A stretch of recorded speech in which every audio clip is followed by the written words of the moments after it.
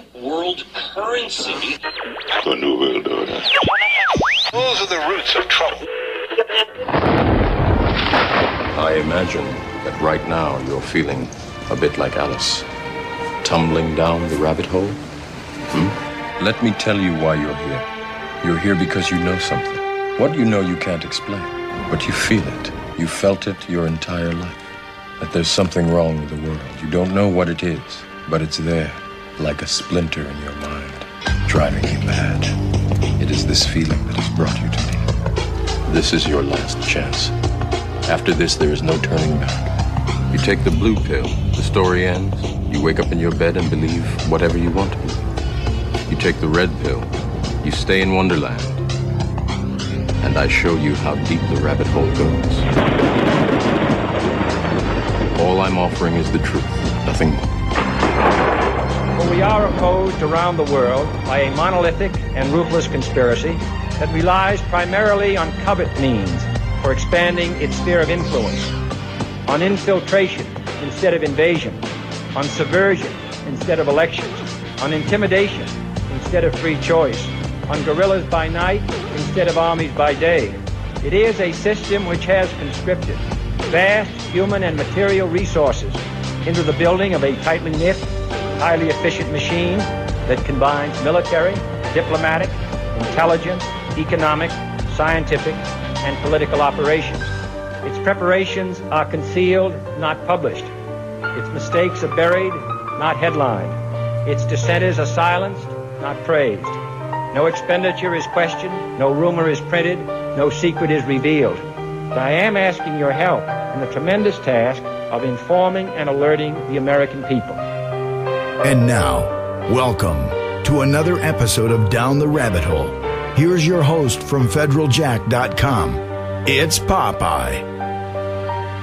Ladies and gentlemen, welcome to another live edition. It is November 18th, 2012. Today I am joined by two good friends. We're going to be going over a bunch of different things. First and foremost, I would like to get into Israel versus Gaza. And before I even introduce the guests or get into anything, I just want to throw this out there. The past few days, due to social media, like Twitter and Facebook, people's retarded opinions, as well as facts and other things, are put in our faces 24 hours a day. And the past few days, I've seen some really, really, horrific posts. And not when I'm talking about horrific, I don't mean the pictures of kids being blown up and stuff like that. That in itself is horrible. But what I'm talking about is posts from people that I know and whose opinions I respect on certain things. People that are smart, not stupid, young, 18-year-old punk, kids. I'm talking very intelligent, middle-aged people who have been through a lot in their lives and have a good head on their shoulders, and they're not, prone to run off at the mouth. And I've seen them posting things saying the Palestinians should be wiped from the map. They're vermin, they're mongrels, they're not human. And I just look at them like, really? You actually believe that crap? Do you really in your heart believe that crap? If it was anybody else but the Palestinians, if it was in your neighborhood, if Gaza was your front yard, would you be typing that garbage on Facebook or on Twitter? No. Things would be much different. Don't buy into some bullshit ideology, okay? And what I'm referring to as Zionism and what it says in the Talmud and all this other crap. Don't buy into that garbage if you're of Jewish descent and you think that, or you're a Jew by religious, standards, whatever. Do not buy into that thinking you're a good Jew by doing so. You're being an idiot. And you make yourself look and sound like complete assholes when you say things like that. And yes, I'm pissed. Because all weekend I've been seeing these stupid posts. Oh, these people should be eradicated. They're vermin. They're rats. Who the hell are any of you? And you know who you are. Who the hell are any of you to be judge, jury, and executioner of another human being? You're not even there. You're believing some crap that you're told, and you're doing it because you're being a good Jew. You're being used, and you're an idiot. And I say this as someone who comes from a family with Jewish, I guess, heritage, however you want to put it. My mother was a Jewish woman. She religiously ended up going Christian later on. My grandmother was a Jew until the day she died. She even spent time in a concentration camp. I've talked about that. So according to the Jews, right, I'm Jewish because I was born to a Jewish woman. That means I have Jew blood in my veins. You've heard me talk about this with Bob Tuskin on air. Do you see me going on air and saying, yeah, eradicate the Palestinians, wipe them from the planet? No. What you hear me going on air and saying is quite the opposite. And that comes from someone who had family that was directly affected by what the Nazis did. And you know what I found in my research of the quote-unquote Holocaust, what happened in World War II? Do you know what I found out along my research? That many of the people that survived, okay, and I'm not talking about the fake ones or the stuff that was put out there for misinformation or disinformation. I'm talking about the real people that actually were in camps and did survive and made it out and are alive or lived through that period of time through some sort of persecution. You know what I find? Many of them, in fact, almost all of them, have said the same thing, that what's going on in Gaza right now is the exact same thing that was done to them. The exact same thing. But it's different. We have to back Israel. This has nothing to do with being a Jew. This has nothing to do with being a good Christian. You're being played, all of you. When I see Christians for Zionism out there, I want to smack you in the face. Do you guys have any idea that Zionists, what Zionism, it's an ideology. It's got nothing to do with being a Jew, okay? You should go study it. Joe Biden's a Zionist. Is he a Jew? No. He's not a practicing Jew, yet he's a self-admitted Zionist. This ideology is poisoning your head. When I see the Christians running around for Zionism out there, oh, yeah, we got to support Israel, kill every Palestinian. Do you really think your Christian God, Jesus Christ, your Savior, right? No, he's not the God, but do you think Jesus Christ and your Christian God, do you think either one of them at all would be happy with what you're cheerleading and giving monetary and military support to? Is that really the teachings of Jesus Christ? Going out and blowing kids up to little bits? Well, they have terrorists, Popeye, blah, blah, blah, blah, blah, blah, blah, blah, right? Guess what? They elected Hamas as their leadership. They elected them. Doesn't matter if you don't like them or you have some friggin' opinion that's been formatted by some garbage that's been fed to you. That would be the equivalent of China deciding they didn't like our government, the United States government are terrorists, and now they're going to take them out. And they made the United States a concentration camp and started drone bombing us and bringing land units in and hitting us from the sea with rockets and missiles and everything else. It'd be the same damn thing, except you wouldn't look at it the same way, would you? Because it'd be in your own goddamn backyard. I'm so tired of all the self-righteous idiots out there. If you think being a good Jew or a good Christian is supporting what is going on over there, you're an idiot. You're an idiot. Plain and effing simple. End of rant. We got a few minutes before we go to break. I'm going to bring my two guests up. Steve Stars, good friend of mine, filmmaker, radio show host. He's been on the broadcast before. Steve's been on me with the past 3 Fridays with John Hankey. And I wanted to get Steve on to get his opinion on a few things since I actually haven't had a chance to pick his brain. Because Steve's been actually sitting, co-hosting with me, I guess, as it were, picking John Hankey's brain. So, Steve, thanks for coming back. Hey, my pleasure. Good to be on with you and another friend of ours, I'm sure, who you're going to introduce pretty quickly here. Yep, my good friend, Bob Tuskin. Bob, are you as fired up as I am? I am, Popeye, and I got, as we're speaking here, a post that I like to read. You are either on God's side or you aren't. I don't understand everything. I don't pretend to read a Bible.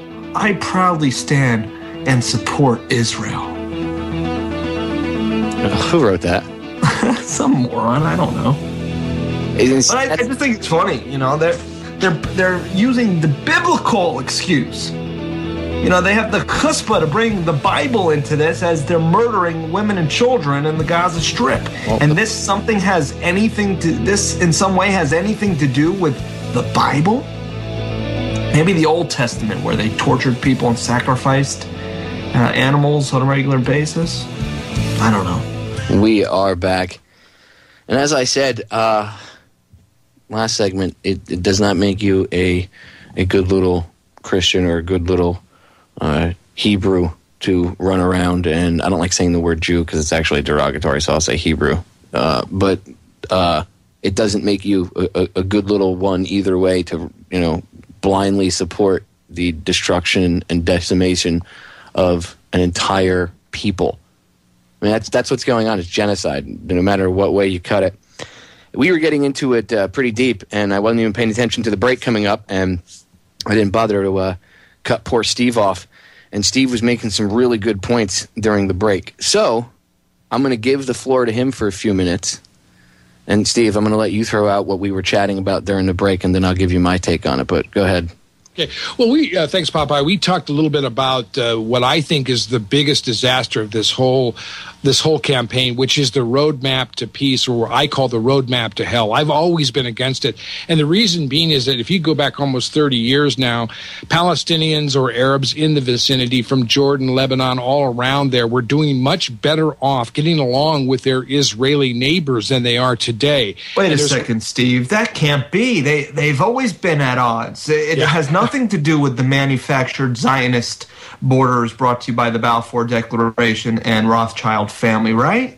Right. Yeah, that's what they tell us anyway. But the fact is as soon as we begin to partition this area off and they put these people in Gaza, I knew that was a bad sign. It had been all along. I mean, what you're basically doing, what they did was they created a concentration camp. Now you've got them all together, and you can systematically start to the extermination process of driving them out using the excuse, well, we tried that and it didn't work. Bibi Netanyahu supposedly, Bob, made all these conciliatory statements and moves just recently, and then all of a sudden the rockets started flying out of Gaza. Now, that seems right very on strange. The brink of peace. That's what they're saying anyway, Steve. And we need to look at, and I hate to interject here, but we need to look at what the Gaza Strip is. It is a concentration camp, like you said. It is a ghetto in the same fashion the so-called ghettos were in the Holocaust. And these people are not allowed to leave the Gaza. They have this tunnel system that they've had to use.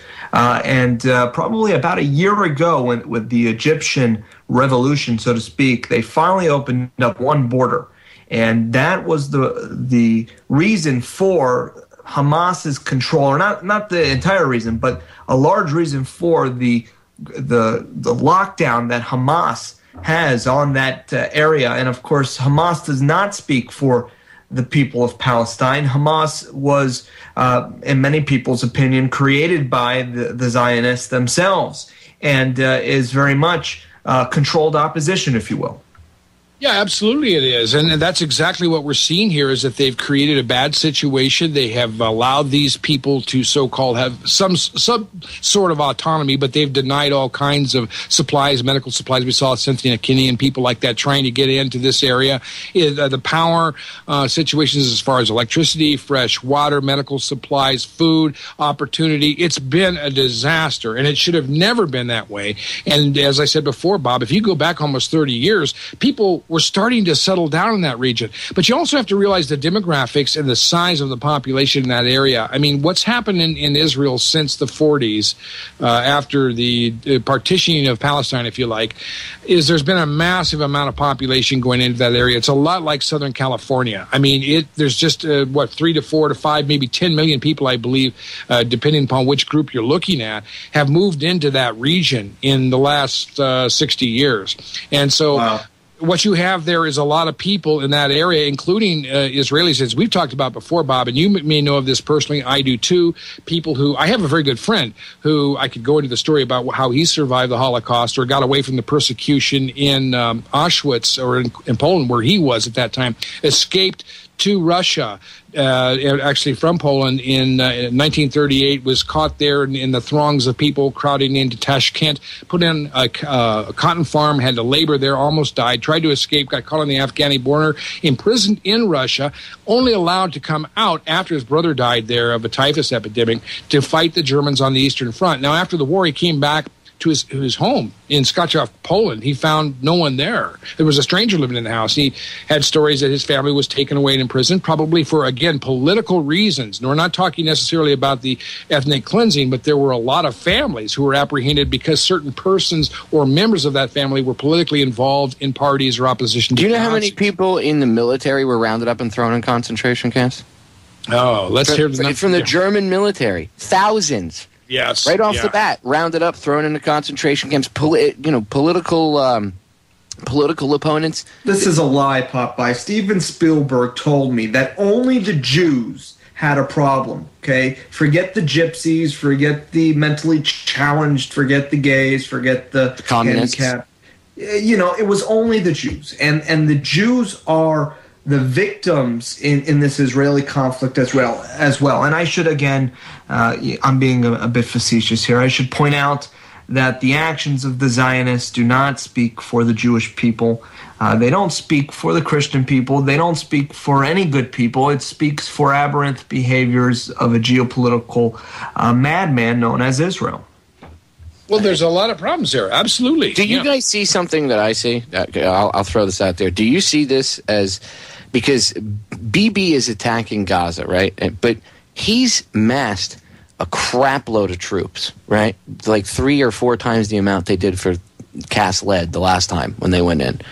I think it was in 2009. And now I keep hearing Iran's name getting brought up. That's where this is going. What if this is just a stepping stone? What if Gaza and Palestine is not really the main focus? I can definitively say that it is, Popeye, and here's why. What do they keep saying? Hamas is an Iranian proxy, right? Yep. Is that not what they keep reiterating? And they keep saying Iran's been supplying longer-range missiles. Now, we know that Iran has had covert actions taken against them.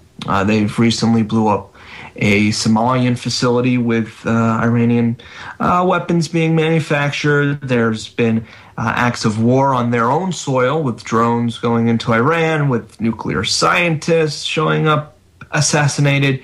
So we know the Mossad and the IDF is involved in covert operations as we speak. What this is, it's a stepping stone to an overt war with Iran, and I see no doubt about that. Yeah, I have to agree with that, too. Let's read a couple comments here just so we can get up to date with some statements made by Obama and some of the others, Representative King. It says, Israel, on the other hand, is demanding that Hamas commit to enforce a moratorium on rocket fire. President Barack Obama, speaking during a trip to Asia, defended Israel and said the conflict was sparked by Hamas's decision to fire rockets into Israel. That's a lie, Steve, and you know it. I think it may be, or it could be a false flag operation as well, Bob.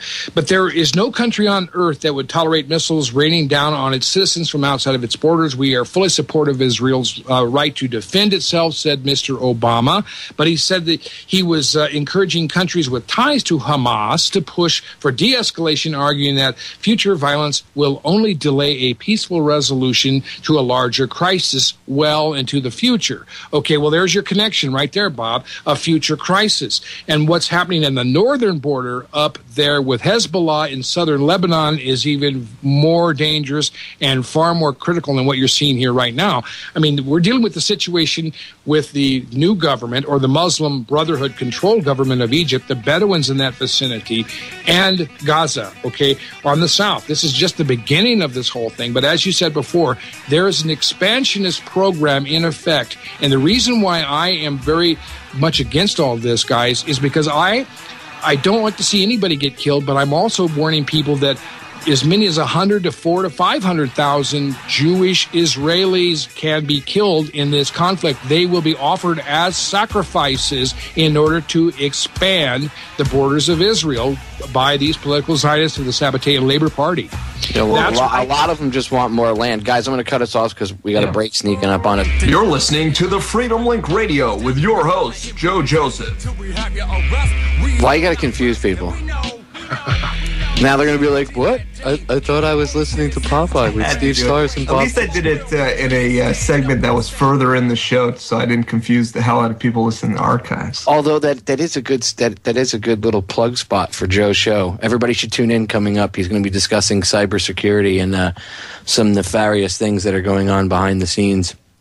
What do I want to hear about cyber sex behind the scenes for? I don't. You're such a tart.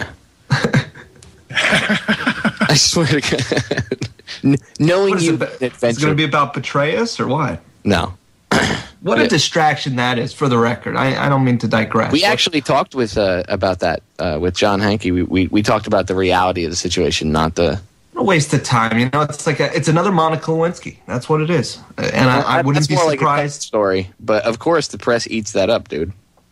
Oh yeah, Matt Drudge is getting a major hard on about it. Of course, it could be another 15 minutes of Plame. Oh yeah, remember that? Valerie Plame. Yeah, it's just they use this stuff, by the way, to cover up. Like they won't really pay attention to what's going on in Gaza. Of course, we know why that the media has a slant, but it's that kind of thing, or the cybersecurity executive orders, all that kind of stuff. Sure. It's swept under the rug because hey, it's more important than whether or not the head of the CIA got a blowjob from some chick while he was the head of the CIA or in Afghanistan. Like I really care.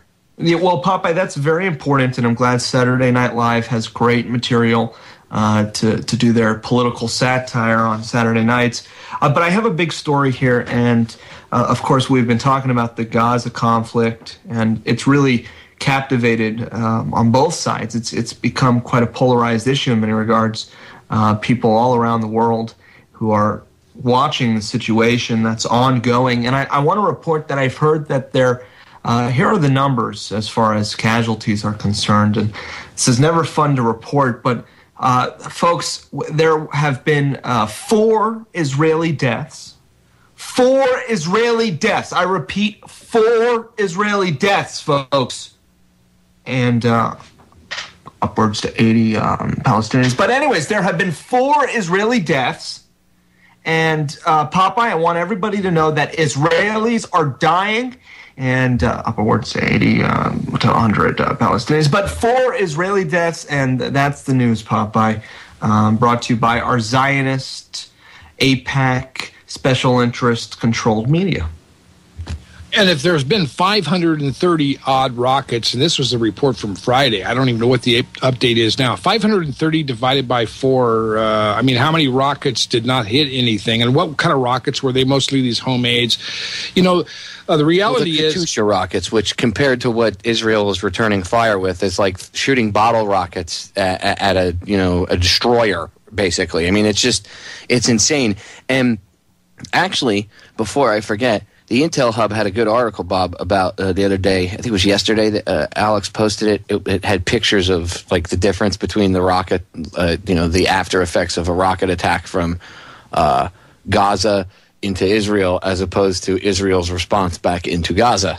And you could see the drastic difference. I mean, the rockets that get fired, yeah, maybe if they hit a car or they hit somebody directly or they hit a house, they could cause a fire or could cause a little bit of damage, the Katyusha rockets. And I'm not saying that they can't cause damage. They can.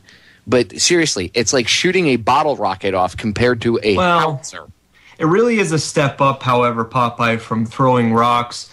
The Palestinians in the past, they threw rocks. And these rocks potentially injured Israeli soldiers. Okay? I heard they were heat-seeking rocks, Bob. They were heat-seeking. They were stones, and people were getting stoned. And you know how much we hate that. Now, folks, that's okay because they were able to eventually stop the rock throwing by dropping white phosphorus gas. Oh, yeah, and other things that would completely squash the Palestinian rock throwers, and long live the Zionist oppressors for their great initiatives in human rights violations.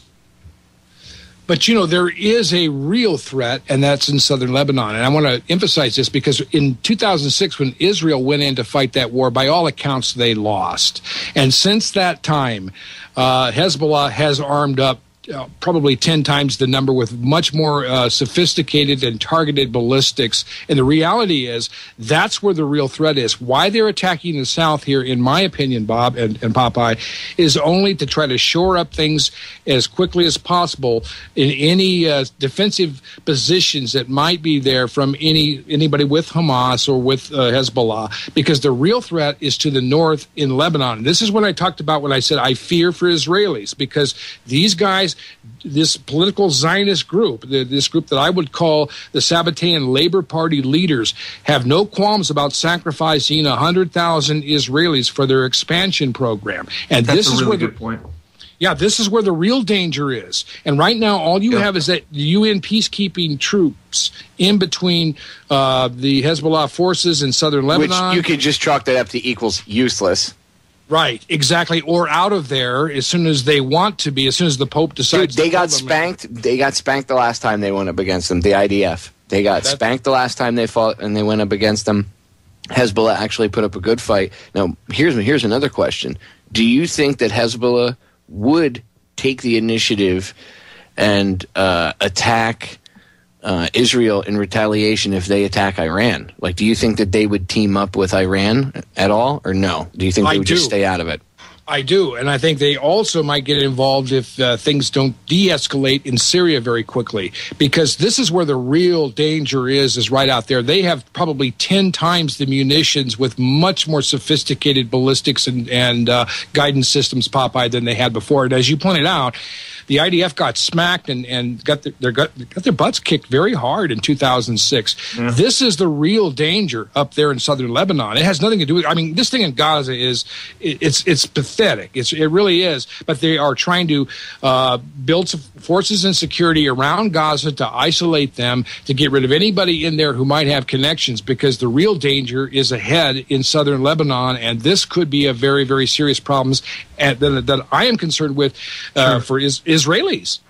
Steve, you mentioned the Israelis willing to sacrifice their own, and that is definitely what's going on here, and we've seen evidence of that. And there are certain Israelis that are second-class citizens, like the Sephardics and the Ethiopians, and they're looked down upon as goyim, just like the rest of the goyim are looked down upon. And the Ashkenazi supremacists out there, and they're not just Ashkenazi, they are elite Ashkenazi Rothschild supremacists. These people do not care if Israel is wiped off of the face of the map. And that's what they keep saying, right? After all, that's what they keep saying Iran wants. I think that's a bit of projecting. I think the reality of the situation is they're willing to have themselves all out slaughtered. Their own people, or their so-called own people. Well, just like they do with the Americans here. Good point. Sure. They use propaganda. They control them. And we've said this time and time again. There are people in Israel that will buy the propaganda and go, yeah, we should kill them. We have that here in America.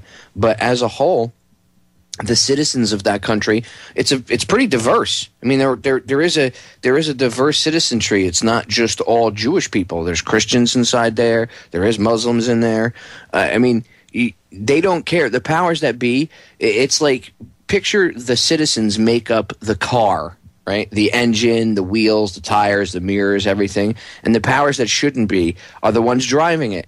And they don't care. They look at the car, the citizenry, the country, as if it was a rental car. So they don't own it. They don't care. They're just going to use it and abuse it. And when they're done with it, they cast it off to the side. I always trash rental cars. Well, always. If you trash rental cars, that's the same way that we get dealt with by our leaders. If you want an easy analogy, we're the rental car.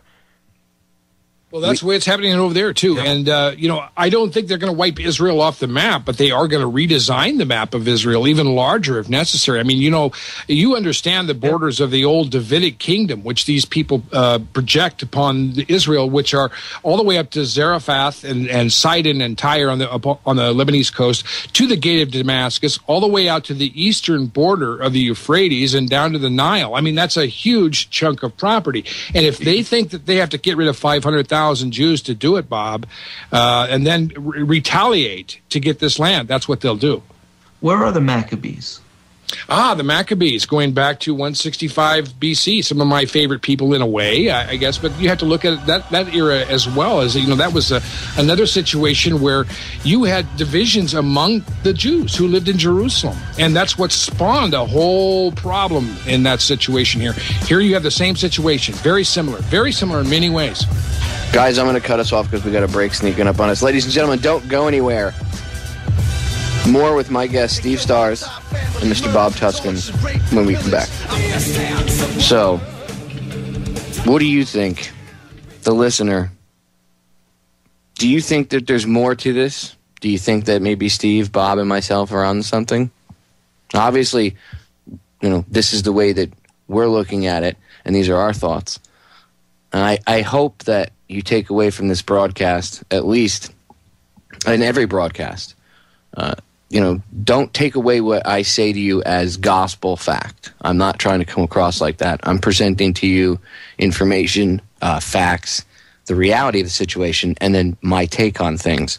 But I don't ever want any of you to believe that anything that I say or my guest or any of my guests say is 100%, like the gospel. I want you to go out and research it for yourselves. You will see what I'm saying is accurate and what my guests say is accurate and correct.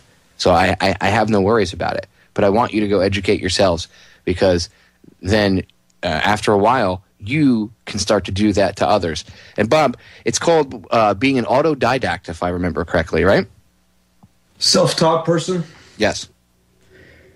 Yeah, and that's what it's all about. Popeye, anything that I hear out of his mouth especially, I disregard and I look into it for myself, It was such a smart ass today. Well, it's important for people to research for themselves. Like, I don't ever want anybody to take anything I say, as the gospel truth and not research. How is it when you say it, it's fine, but when I said it, you're a smart ass? Because I was being serious and you were just being a facetious prick. Well, but Popeye, there are some things, some grammar that you can take away. There are objective truths out there, and I'm not somebody who thinks that all truth is subjective. People confuse that, and they take away from this little logical dilemma the idea that, I don't believe that's true. I don't think Israel is bad. I believe Israel has a protected, things Zionists say. Oh, Israel has been attacked since their creation. Oh, they're, There are objective truths like the fact that, folks, 80 plus Palestinians dead. That's an objective truth. And you can't twist that. And especially when you look at the casualties on the other side. Now, casualties on both sides of the coin, of course, are absolutely awful. So nobody's condoning any casualties whatsoever. But it's just so obvious that there's this major skew, and people might think that their subjective truths make a difference and that they can – it's not like when we're talking – here's how I want to put this. It's not like we're talking about your favorite flavor of ice cream. You might like Rocky Road. You might like chocolate. That's not what we're talking about. We're talking about objectively looking at this geopolitical nightmare where Israel continues to sponsor human rights violations. But what gets me is when people say, well, these Arabs, they want to kill all the Jews and blah, blah, blah, blah. And it's like, what if they just wanted to be left alone? What if they weren't going to retaliate? Well, all the stuff that's gone on, they're for sure going to retaliate because, you've done what? I thought you haven't done anything wrong. If you hadn't done anything wrong and everything was completely on the up and up, and it was all in self-defense, then you shouldn't have anything to worry about. There shouldn't be any negative consequences for the things that you've done, unless you have committed war crimes or killed children, which they have. That's how this all started, Popeye, and I interviewed a friend of mine who lives in the Gaza Strip just moments before the recent Israeli advancements. And he told me that a lot of this upheaval from Gaza was as a result of a drone, Israeli drone, killing a 13-year-old innocent civilian, just as the United States kills innocent teenagers with their supposed terrorist fathers that they're not really with without any due process. So the fact of the matter is, it seems that this, according to what folks and sources that I have in the Gaza Strip are reporting, was mostly because of this monumental event in which an Israeli drone again killed an innocent 13-year-old boy.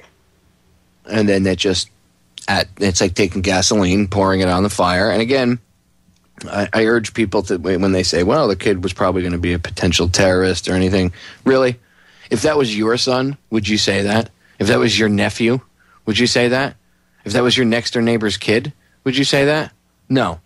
Although I do think my next-door neighbor's kid is a potential terrorist, Popeye, and I have already seen something and said something to Jenna Napolitano. I heard she's coming over for tea and crumpets. Thanksgiving. Ugh. I wouldn't be. By the way, I want to give an early Thanksgiving out there to everyone. I don't know when I'll be on the air again.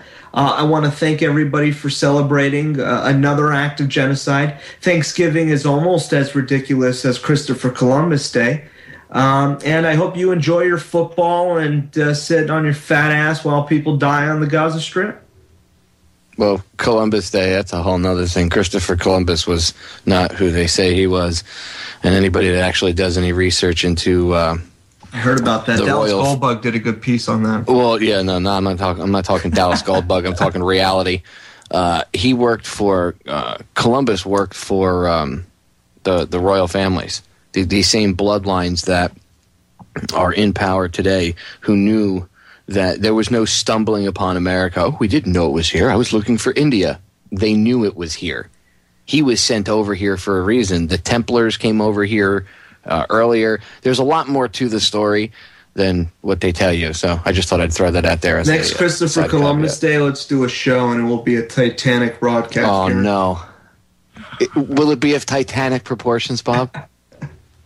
By the way, that was an excellent broadcast. That was the first time I think ever I'd heard that stuff talked about on air in the alternative media, and how many hits does it have now, Bob? Like 400 and something thousand?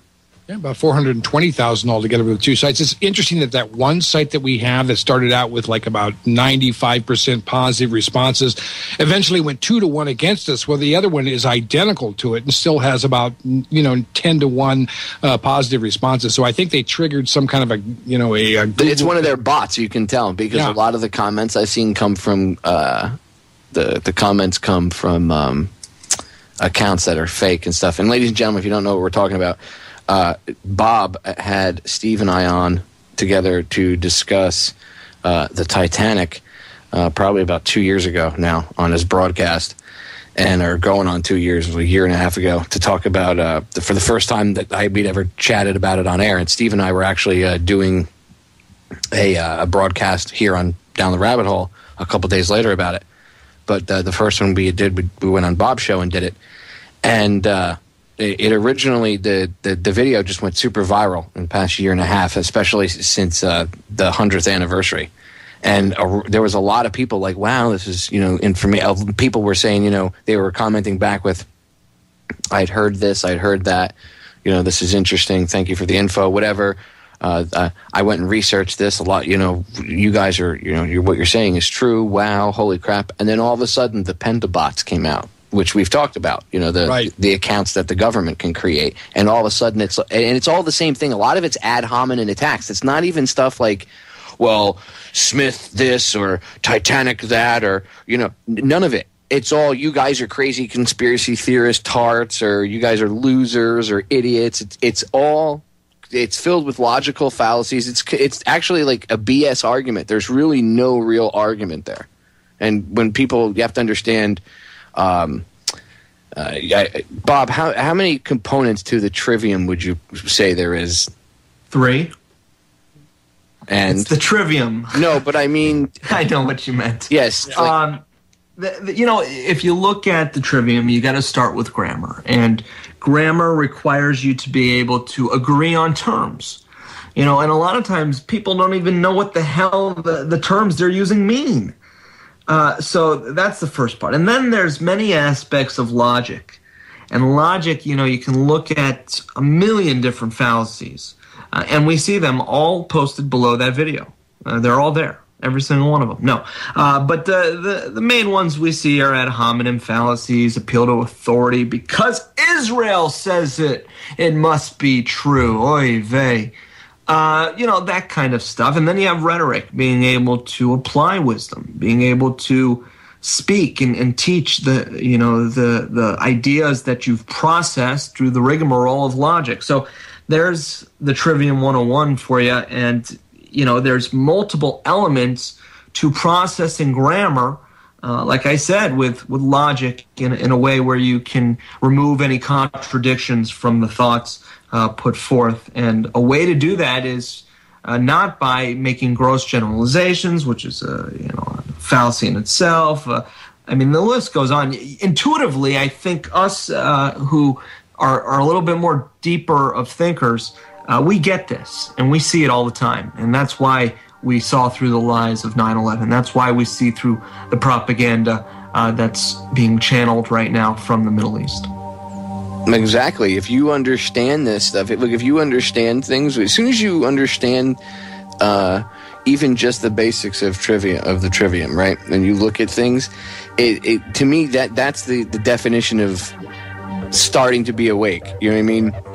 Where you can see things different, because then people come at you with arguments and you're like, that's not an argument. That's not even a real argument, and instead of engaging in petty stuff that'll waste your time, you can shoot it down and you can see through the crap much easier and see the reality of things. All right, ladies and gentlemen, hour number 1 just flew right by, but don't go anywhere. Hour number 2 coming up. Stay tuned. More with Steve Stars and Bob Tuskin when we get back. Ladies and gentlemen, we are back with hour number 2 here on tonight's live edition of Down the Rabbit Hole. It is the Sunday edition, November 18th, 2012. Today I'm hanging out with 2 of my good friends. They are fellow radio show hosts, Steve Stars and Mr. Bob Tuskin. And first hour we went over Israel, demolishing what's left of Gaza, the bigger picture behind that, and some other things. Now I want to get I want to shift gears and cover a few other things. One of the things I want to get into is the recent legalization of marijuana by the state of Colorado. Now, Steve, you live in Colorado. Yep. And to me, I know Washington's is a little different than you guys. I think yours is actually a little bit better than theirs, because theirs has they can. I think it allows them the police, when I say them, to draw your blood at see if you've been smoking too much or whatever.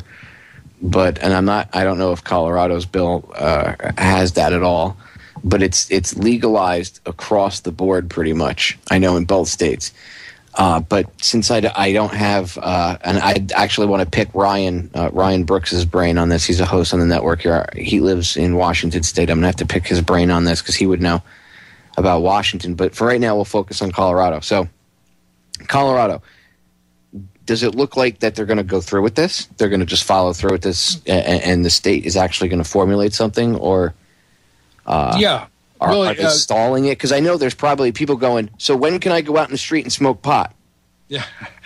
The law is supposed to take effect, I believe it is January 1st, and this is barring that there's any kind of obstruction from the federal government. I don't think Hickenlooper, our governor, John Hickenlooper, has a choice about vetoing this bill because it was passed by referendum. But he can do something in the meantime to sort of stall or at least hold it back in terms of it being readily accepted, due to the fact that the Drug Enforcement Agency and and national policy about drugs. We're calling this drugs, in their terminology, Popeye, not mine or yours, but marijuana still being classified as a dangerous drug by these people in this weed war, are still saying that, well, it may be okay in your referendum, but the federal laws still say that it's an illegal substance. Well, he's been on the phone with Eric Holder. Bob Tuskin did a good story on this on intelhub.com. I commented on it as well. You got to remember who this guy is. Okay, John Hickenlooper is a Democrat. He's very involved in Agenda 21, ICLEI, sustainability. He's been behind a lot of that. He's a rising star in the Democratic Party. I call him Chicken Cooper because he's very much into the idea of putting us all in these, condensed housing, urban ghettos, if you call it that. Oh, he's an Agenda 21 pusher? Very, very deep into this, very deep into it. And you can tell he's a rising star. I mean, he's one of those guys that could be a political candidate and possibly a nominee for the Democratic Party in the next maybe, 10 years or 5 years. Who knows? 4 years, I guess it would be. But the point is simply this, that he's already talking to Eric Holder, of all people, as if this guy is, a pillar of righteousness, out there concerning drug trafficking and all this, about how they're going to handle the disparity between national policy on marijuana and the referendum, which legalizes marijuana or pot or hemp or cannabis, whatever you want to call it, in the state. And for uses, and I think you can go up to 6 plants. You can have under an ounce or something like that. Of course, every plant's supposed to be able to produce at least a pound of pot. So I don't know how you reconcile those two things. But the other part of this is, wait. They want every plant to be able to produce a pound of weed. Well, no, I'm saying that anybody who has a good plant can produce about a pound of weed with it. It's what. And so I thought for the way that for some reason I thought that was like a stipulation, like you have to produce. Like, huh? Go on. Sorry, Steve. They don't have any stipulations on that. Now, a lot of people, are expecting that there will be more limited use. They don't expect actually that that there will be marijuana shops or people actually selling this under a tax. The state of Colorado will be collecting taxes on the sale until at least 2014. So we're still a year away from it being, what you might call a street or a sales shop kind of situation. Medical marijuana, I'm sure, will continue around here. But if someone, let me ask you this, if someone's a dealer per se, right? Like say someone goes to their local guy and they're driving down the street and they get pulled over by a cop, and the cop is like, the cop's talking to him and he notices they have a bag of cannabis sitting on the front seat. For whatever reason, maybe the cop can smell it. Not that the guy was smoking it, but maybe he just got it, like he just picked it up for whatever reason. Will they arrest them and prosecute them still up until January 1st? Or are they already saying, nah, this is already a waste of time? It's going to be, there's no point in it. Why do it?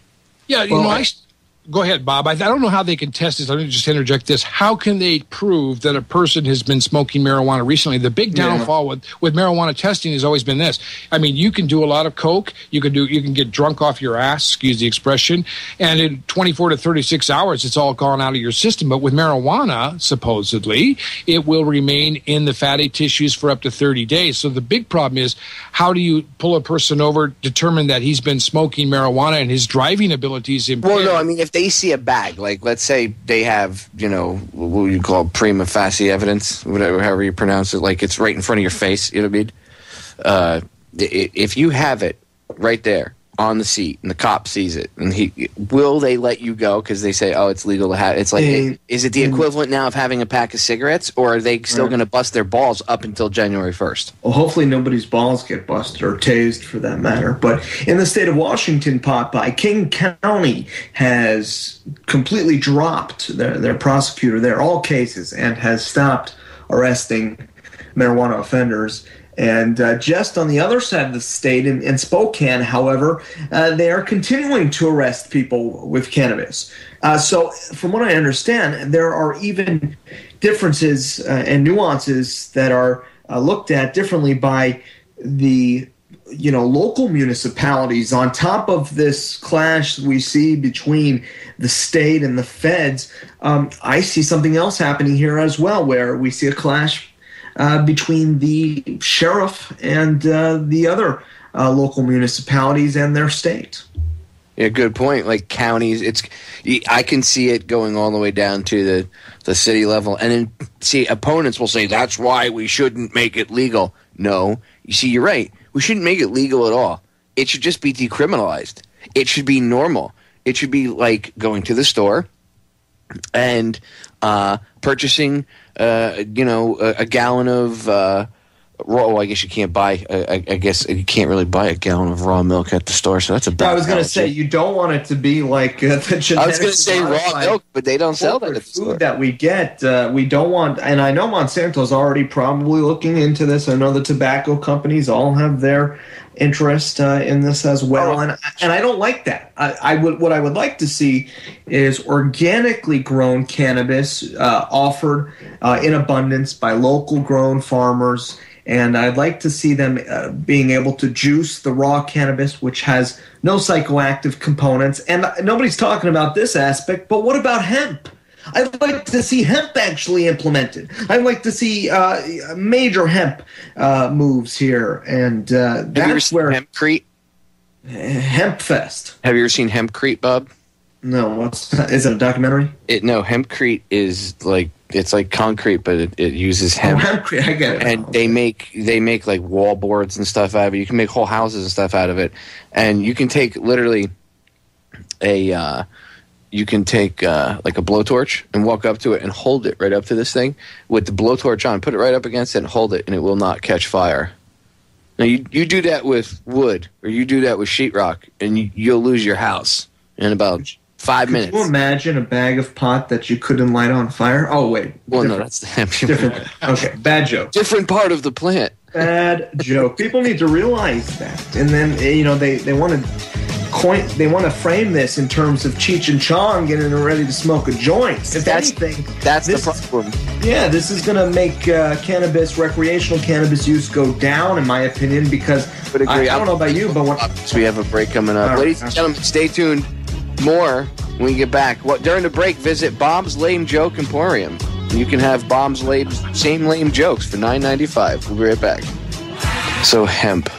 We were talking about hemp, and we're not talking about the flower part of the plant where you actually get the nug female of cannabis from. You actually you can use the stalks from either plant for the fibers. I mean, but that's basically what it is. It's really the fiber itself of the plant stalk. And if you can grow hemp itself just for industrial hemp, where it does not flower and produce any THC crystals or anything like that. And it's strictly for, I guess you could say, industrial use only. Building houses, doing whatever. Because like I was talking about hempcrete and stuff. In fact, one of the things, we talked about this off air. If you go research history, go look what saved this country from the Dust Bowl, when they couldn't plan anything, and the Midwest was all the dust was blowing all over the place. Go look at pictures from that period. It was like 10 years. What brought this country back and the soil back and got everything to stay back in place was hemp. During World War II, they were growing hemp. They were having farmers grow hemp. Right. They had 4-H kids. 4-H kids were given prizes for growing huge. I mean, we're talking 15 to 20-foot stalks of hemp. And I use World War II as an example, Steve, because that was only like 65, 70 years ago. Yeah, it wasn't long ago. It's not that long ago. So when people run around now going, well, hemp, you're a pothead. You want to get out and smoke pot. And Bob brought up a really good point. When you say hemp, people instantly think Cheech and Chong, smoking pot, driving around, getting high all the time, getting the munchies, being a bunch of potheads.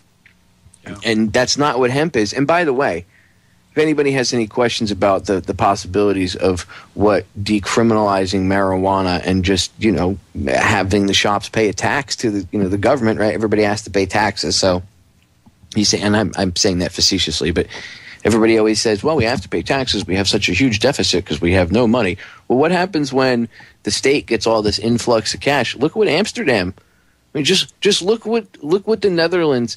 Look at their crime rate.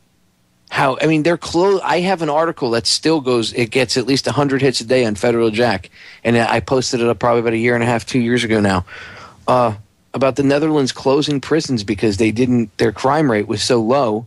Yeah. That they didn't need to have all these jails. They were literally... They don't even smoke marijuana anymore. You know, when I turned 21, Popeye, drinking alcohol suddenly became less attractive. Because it wasn't cool anymore. Yeah, it wasn't this... It wasn't dangerous. Rush. Yeah, there wasn't this, ooh, I'm 19 drinking, I could get caught. I'm a badass. You turn 21, you're like, all right, drinking's kind of getting old, and shit, it's expensive to go to the bar. I'm being cheap. I don't want to go. You know what I mean? And are you condoning, though, Popeye, a state taxing cannabis? Because I'm not a fan of that either. I mean, it should not be taxed. We don't need more bureaucracy controlling it. Well, you don't need any of that. I think you could figure out a way. Because the state is always going to say, well, there's a need for this, there's a need for that. If you have a deficit, right? If there is a problem where if there is something where the states is, perhaps there's no such thing, Popeye. This is all imaginary. The deficit, the debt, it's all imaginary. So it's all based on a false premise to begin with. I know, but if you try to fight it, if you try to bring it in that way, you'll never get it. The easier way. No taxing cannabis, all right? Lay your hands off. I tax my roads. You can tax my feet. You can tax. Well, actually, if done right, instead of letting, if you could make sure, when you bring, because this is all new, when you bring this in, if you could put it in writing that the money has to go to a certain thing and cannot be backdoored by politicians. See, that's a big provision. Cannot be backdoored by politicians with IOUs for anything else. Put the money that they collect from the tax on the cannabis.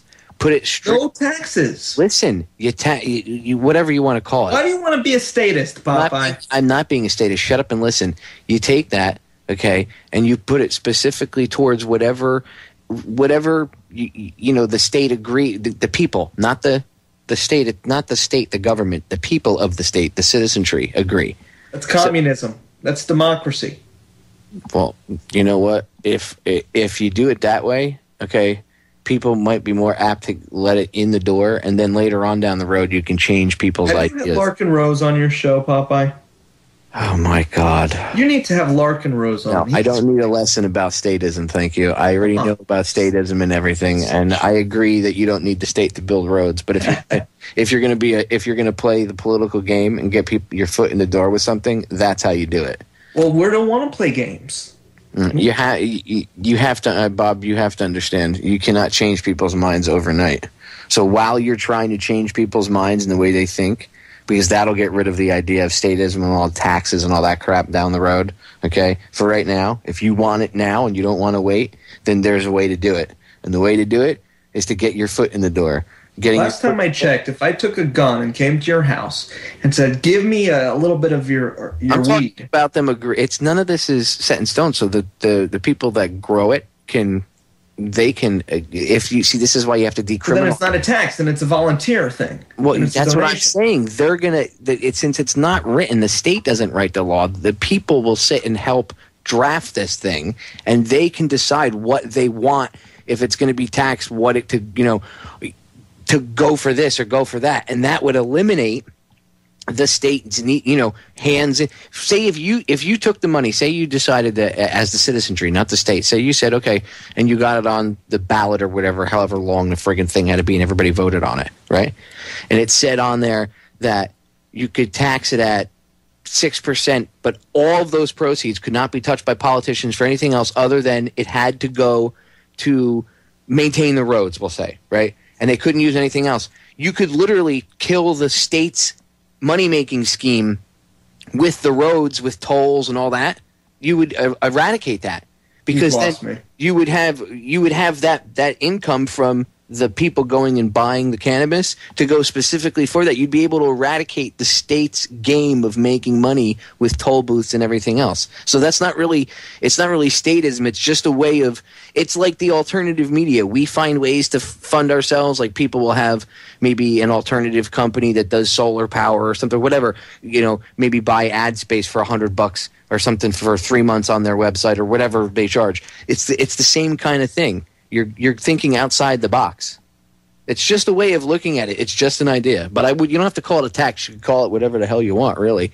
But that's the way to get things funded by, human, without by humans doing whatever, by us exerting our free choice to go to that store. I know that if I go to the store and I buy, an ounce of weed at the store, that it's going to, a portion of the money I spent is going to pay for the very road that I drove on to get to that store. Oh, that's okay as long as I can volunteer not to pay that fee. When it's mandated by the state or the citizenry or whatever. It's not you're not paying it. That would come out of the cost of whatever from the. Well, then that's no good for the business perspective either. Come on, the business. No, that's not true. It doesn't have to be mandated. They could agree to it.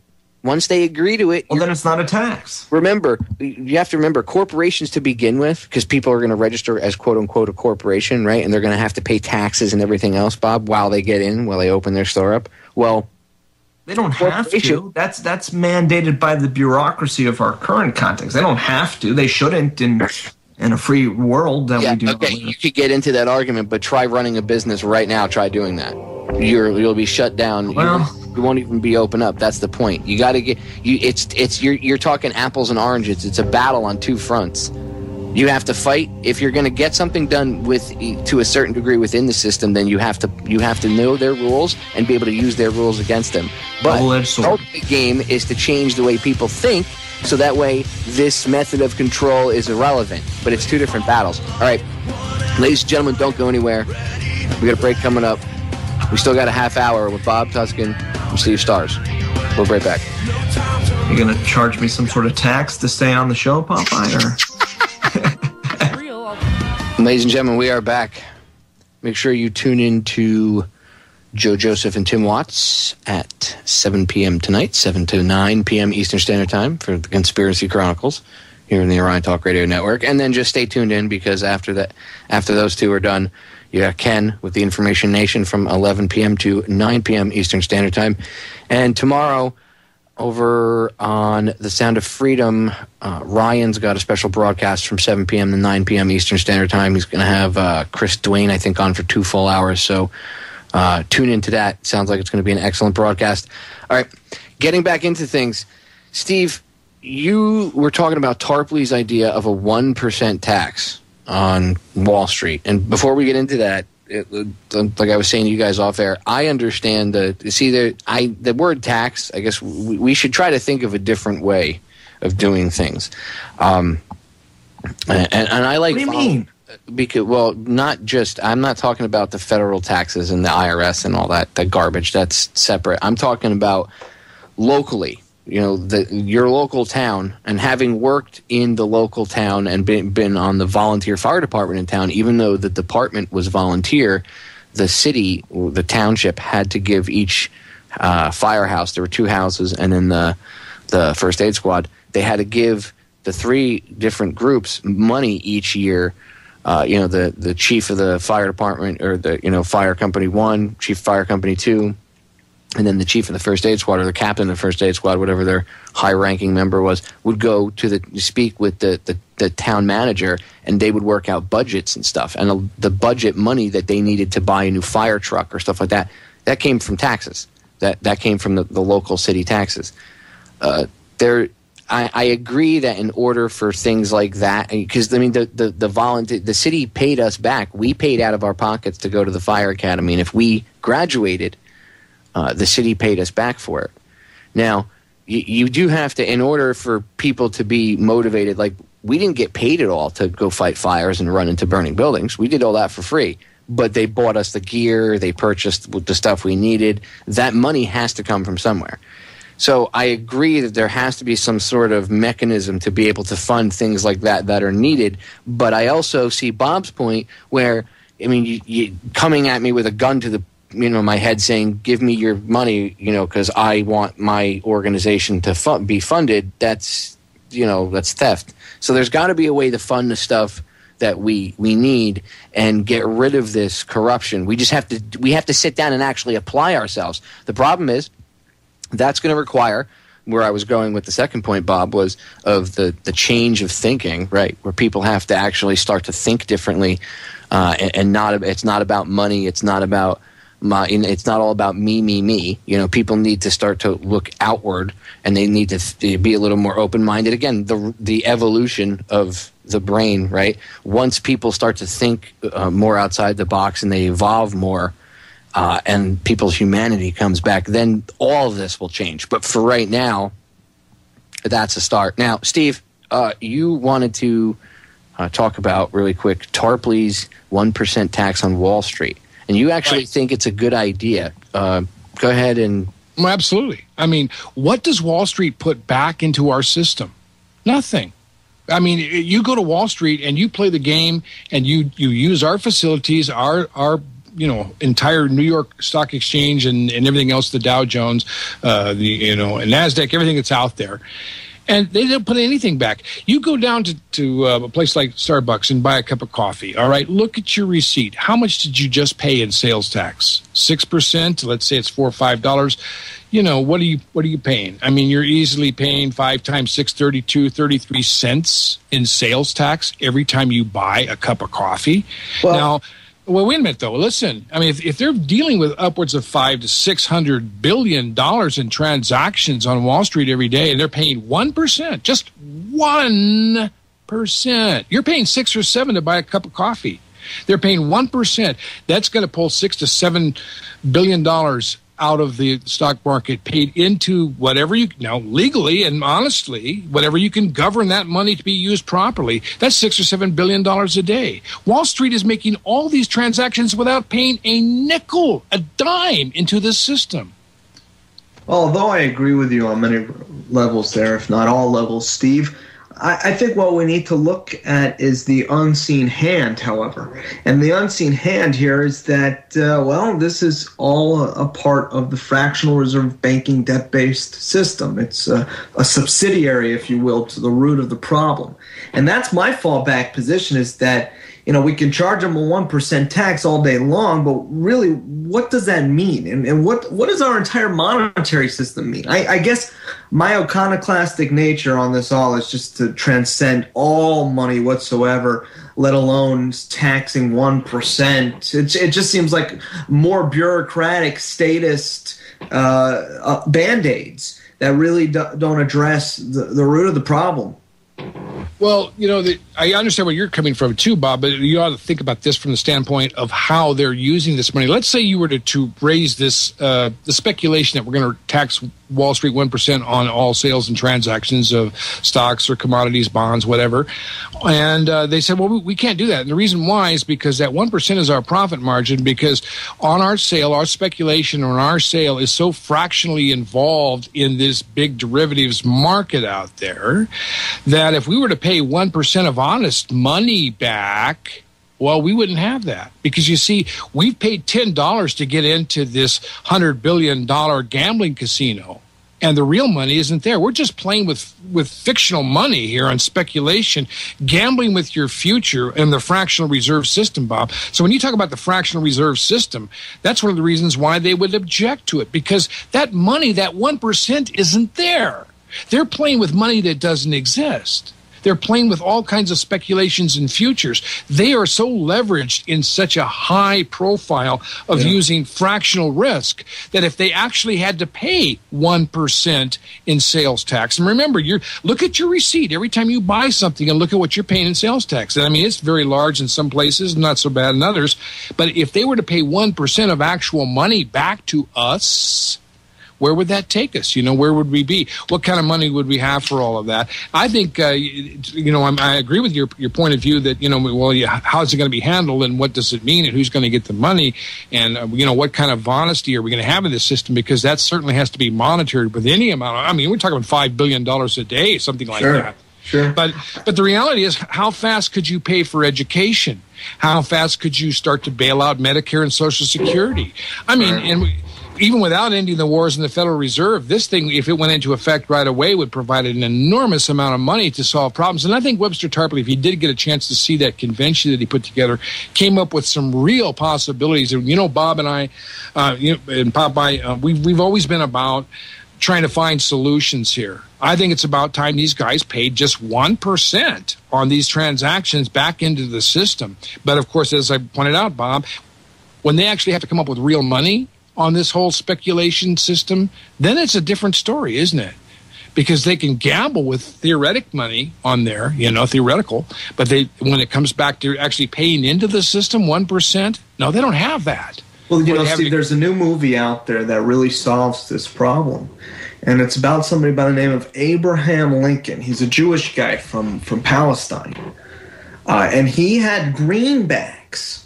Yep. You know about the greenbacks? Yeah, that's right. Well, I hope that there's going to be room tonight, Popeye, to hear our good friend Steve Stars take a look at this Lincoln film I did see coming it, out. No, actually, that's why I asked him Friday if he would go see the movie this weekend. So did they talk about the greenbacks in the movie? No, actually they didn't. And, I can say good and bad things about this film. And I would say that you may like it if you see it, if you like Lincoln.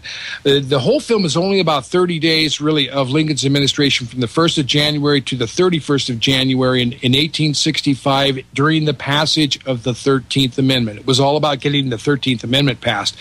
And there was no flashbacks of Lincoln sitting in, dungarees, shirtless on a log reading a book as a little boy. There was nothing of that. No Lincoln-Douglas debates. There were some pretty good pictures and images of people fighting out there, which were just peripheral.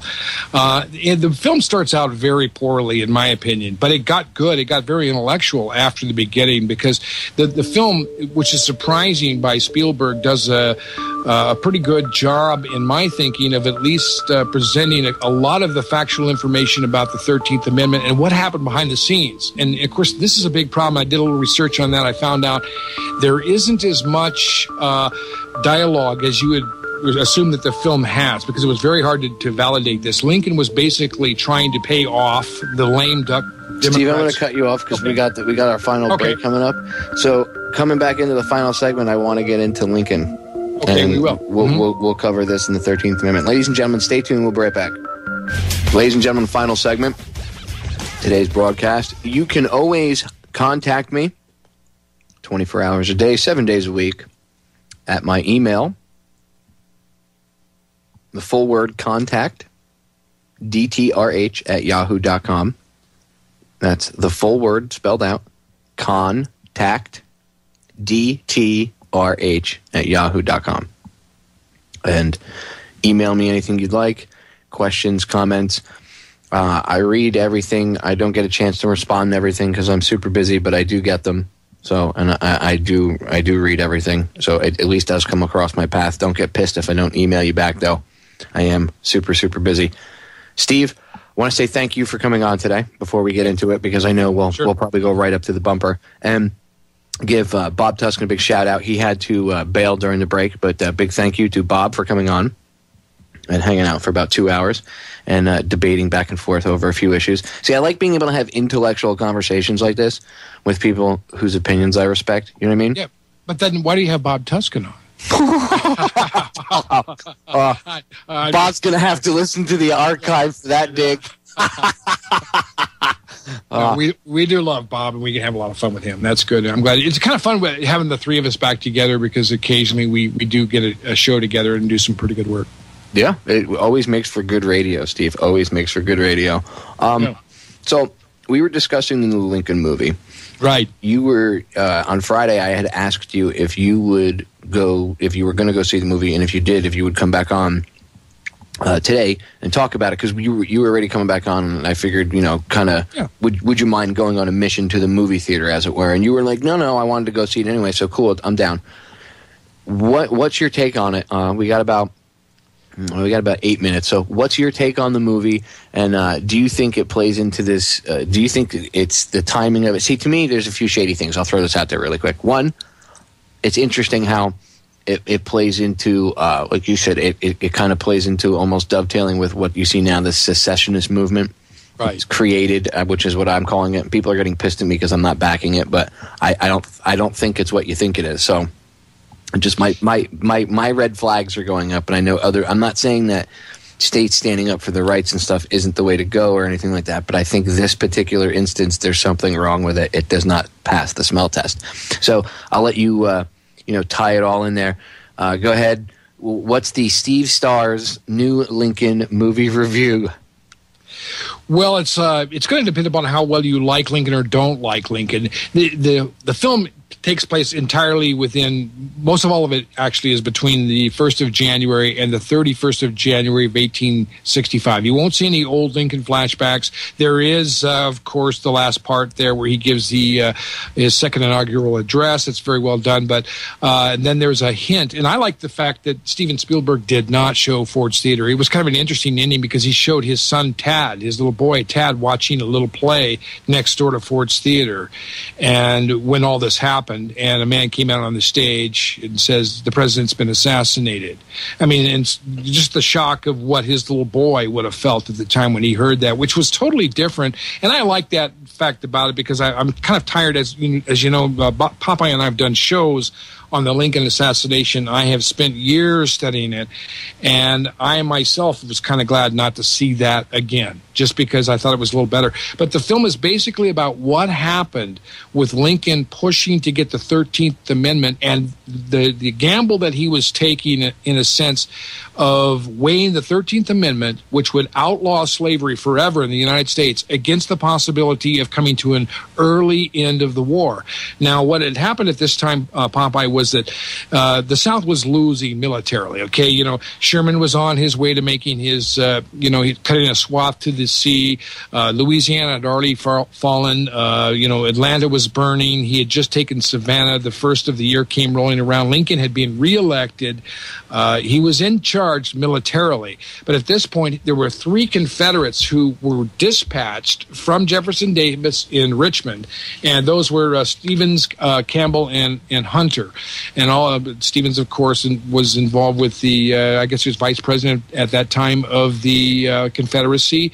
Campbell and Hunter was a state senator there from Virginia. Campbell also secretary, I believe, of Treasury at that time. And they were there to try to talk peace. And they were outside of Washington. Lincoln did not let them come into Washington because there were questions as to where the Democrats were saying, hey, look, can we get peace with the Confederates? And remember, this is before the fall of Richmond, before a lot of other grisly things were still going to come. If they are here to offer conciliatory movements or motions and things like that. And so some of this dialogue in the film is fabricated. It has to be. I've done some research on it. There really aren't any solid records of the meetings between Lincoln and these top administrators of the Confederacy. Of course, originally it was, it was Blair, the Blair Sr., who had gone out there to set these up. He had known Jefferson Davis and things like that. And to some extent, there was discussion about, well, how can we solve the problems between our 2 countries? And Lincoln was saying the first one is we don't have 2 countries, we only have one. And the second point that he was making, they were saying was, well, can we come back into the Union with slavery still intact? And Lincoln was basically saying, no, that goose is cooked. That one's done. His point was simply this: I made the Emancipation Proclamation, and I'm not going back on it. We're not going to let slavery come back. We've been through all of this, and it's not going to come back. So the whole film was about Lincoln pressing this issue on the 13th Amendment, bribing if necessary. Of course, there's questions about that, but trying to get these Democrats who are in a lame duck session, waiting for the new Congress to come into effect, offering them jobs and benefits and all kinds of things, decide with the Republicans to get the 2/3 majority that they needed to pass the 13th Amendment. That was what the whole film was all about. Just this 30 days, this little slice of the Lincoln administration. It was about the point, of course, that you'd make, Popeye. How much was Lincoln involved in actually freeing the slaves? Well, you need to see the film, I guess, and keep in mind that some of the dialogue, though it's not out of character, not out of position or politics. Well, see, I say, look, could take it where it's coming from because, again, Lincoln has admitted time and time again, if you go, history has proven that time and time again that Lincoln admitted that if he could have won the Civil War without freeing the slaves, he would have. He did it for a multitude of reasons, one of which he knew that there were foreign countries backing the South, and that it would look real bad on the face value of it alone, political reasons and all this other stuff, for these countries to be backing a country who was fighting half of the country who was fighting the other half of the country who was against slavery. If the North came out and said, we're fighting because we're trying to free the slaves, and these crazy Southerners, they're just racist, they just want to own black people and we're trying to free. But if they came across like that, that's hard to, you know what I mean?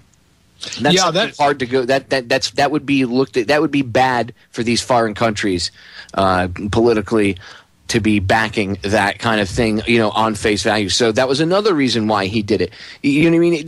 It's not. He's admitted time and time again, or like I said, facts have shown, or history has shown time and time again that the fact is he wouldn't have freed the slaves. He being Lincoln, if he didn't have to. It was more of a political move, not some grandiose, I am the savior thing. That's all I'm trying to say. And I'm not bashing Lincoln either. I just want people to, realize the realistic history of it, as opposed to the comic book fantasy history that's been put. You know what I mean? Because there's like two different stories, Steve. Well, there are. And that's why I think you should watch it. And keep in mind that not all the dialogue from the cabinet meetings or from the meetings with the Confederate embassies and the emissaries, because they actually hid the fact that these emissaries were down there. Lincoln would not allow them into Washington. And he was questioned when they found out that they were down there. And he said, I don't know of any emissaries who are in the city of Washington. Well, it was true, but he knew about the emissaries. They just weren't in Washington. And he went down to talk to them. But basically what he did with Stevens, Campbell, and Hunter was he told them, he said, look, we've won the war militarily. You're all done, and he said, I'm going to have the 13th Amendment has passed now after they got it passed. And this was by, applying a lot of what you might call lobby effect and some special favors and appointments and various things for some of the Democrats who were leaving office who had nothing to gain anymore and were going to be replaced. And of course, you could also argue that the new Republicans would have followed this through as well. But this is why you like this film, because the whole point is that Lincoln said, look, I've issued the Emancipation Proclamation. And I'm not going back on it. It's done. We're finished with this. The slavery issue is now over with, in my thinking. And, that would have been a debate up until the point to where the Emancipation Proclamation was issued. And from this point on, we are finished with slavery, and we're going to end it here. When he went back to the Confederates, he says, look, I've got you in checkmate. You're done militarily. I will have the votes with Louisiana and the South to ratify this. It's going through. So the best thing to do now is surrender. We unconditionally. Well, the Confederates backed away from this. We're not going to. It really does paint the Confederates in the South up as racist, which is partially true, but not, as we said, Popeye, not completely on the. The Civil War wasn't fought over slavery to begin with. It was fought over states' rights. Well, that's what they said, but that states' right primarily was the state right to have slavery is a big part of the whole issue, and you can sort of see that in this film. Now, I know that a lot of people... but blaming slavery as a whole for the Civil War is a red herring. Well, it could be, but you can see at the very end, and this is... Or more of a straw man argument, I guess you could say. It's not accurate. Well, there are fabrications of the dialogue, and I've done the best I can to research this because no notes were taken from this meeting on the River Queen, and it was purposefully left that way. And there is some license with the dialogue. A lot of the things that came out of this film are very true, Popeye. But the key thing is Lincoln was the reason why these emissaries backed away was they said we cannot let slavery go down. It's part of our culture. It's a part of our thing. And Lincoln said, "Well, cut us off because we're out of time." Okay, buddy. Thanks for coming on again, brother. My pleasure.